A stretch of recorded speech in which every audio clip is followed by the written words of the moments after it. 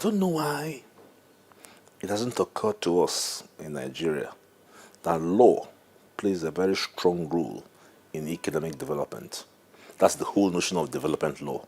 A lot of what happens abroad, law is central to it. Just take money and access to money. It's law. It's law. Access to credit. It's law. So I'd like to see an attorney general whose grasp of issues is not just the old justice issues. So the AGF must be one who is not traditional, who's been known for law and order, criminal justice type things, rule of law. They're important, but an AGF has to have a 360 degrees, thinking process. So I categorize it in two: law and order. But law and order has a link to law and development.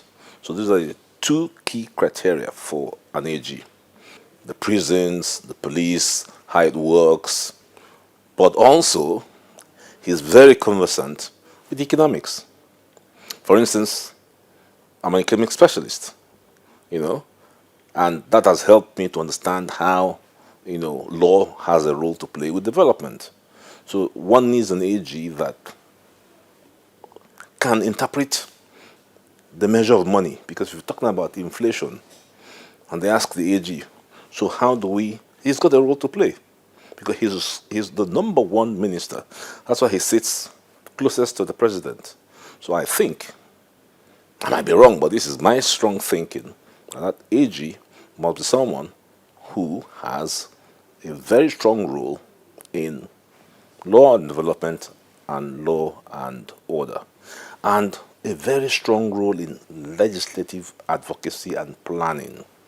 The AG should be able to put together the mass of legislation required to drive the program of the government. That's on the AG's table. So he must be a man who can multitask. That's who I expect to be our AG.